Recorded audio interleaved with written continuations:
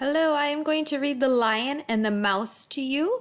So open up your Journeys book to page 336 and follow along with me. The genre of The Lion and the Mouse is a traditional tale. Traditional tales are stories that have been told for many years. This traditional tale is a fable. As we read, we're going to listen for a moral of the story. A moral is a lesson that a character learns. As we read, think of what the moral of this fable might be. All right, the lion and the mouse. Once a lion was sleeping peacefully in the grass. Then a mouse ran up his tail. The lion woke up. He grabbed the mouse and flung it. The mouse went tumbling across the ground. "Please don't eat me," the mouse cried. "I promise that I will help you one day if you let me go." "You help me?" the lion laughed. "I will let you go because you are so funny."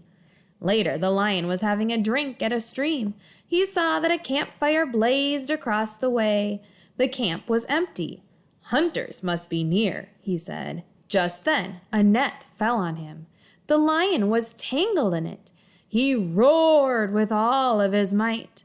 Suddenly, the mouse appeared. "I will get you out in no time."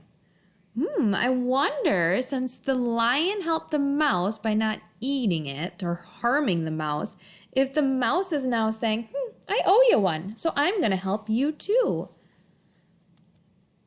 The swift mouse nibbled on the net. Soon the lion was free. "I didn't believe you could help me," said the lion. "You saved my life." "It was simply my turn to help you," said the mouse. I want you to think now, what was the moral of the story? What lesson did the characters learn throughout that story? Share it with somebody at home, the lesson that was learned.